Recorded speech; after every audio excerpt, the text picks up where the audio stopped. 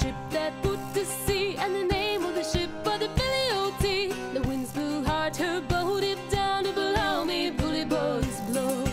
Soon may the wellerman come to bring us sugar and tea and rum.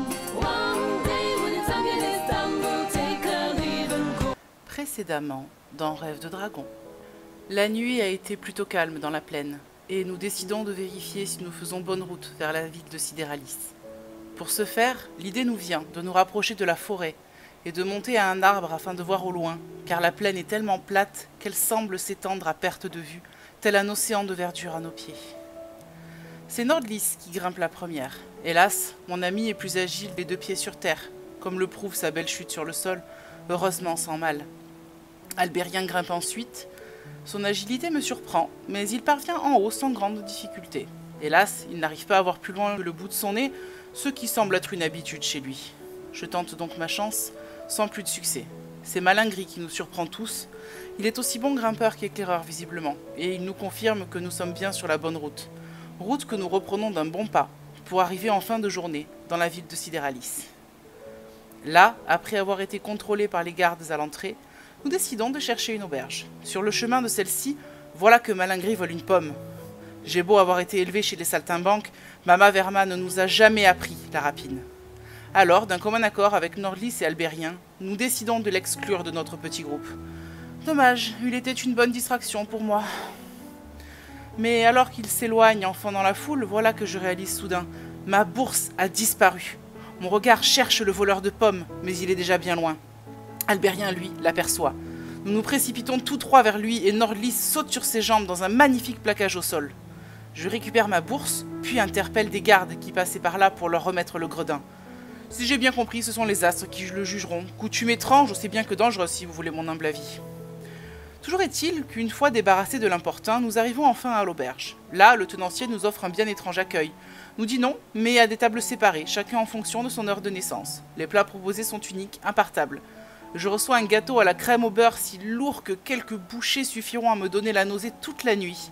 Là où Albérien a la chance de voir devant lui un énorme plateau de viandes diverses qui font gargouiller mon ventre, rien qu'en y repensant. Nordlis, elle, voit arriver sous ses yeux un lézard rôti qui, je l'avoue, me semble peu ragoûtant. Pourtant, elle le dévore comme si c'était la meilleure chose qui lui ait été donnée de déguster. Ah, les gens du Nord et leur goût étrange.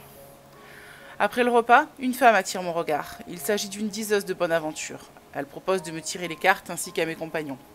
Après quelque temps à discuter, la charmante dame m'offre son jeu de tarot et prend congé. Finalement, notre passage ici va peut-être mieux se passer que je ne le pensais. Le coucher se fait également dans des chambres séparées, toujours avec ce classement basé sur les heures draconiques. Visiblement, toute la ville se base là-dessus, pour à peu près tout. Pourquoi pas? Le sommeil est correct, malgré les maux de ventre terribles à cause de mon repas.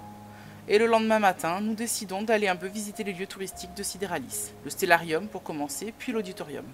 Devant le bâtiment du stellarium s'étend une file de visiteurs. Nous nous y installons en son extrémité, en discutant avec les personnes devant nous. Nous apprenons que l'attente peut être longue, puisqu'il n'y a pas de temps limite de visite. Certains y restent toute la journée. Albérien nous propose de faire la queue pour le groupe, tandis que Nordlis et moi allons promener, ce qui est grandement apprécié. Ni une ni deux, nous ne nous faisons pas prier et le laissons à son piétinement pour nous rendre à l'auditorium. Là, nous nous proposons auprès du propriétaire de faire un spectacle.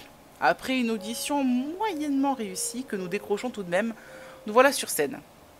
J'avoue m'être bien amusé à coiffer et maquiller Nordlis, qui se retrouve pour l'occasion avec une robe au lieu de son éternelle armure.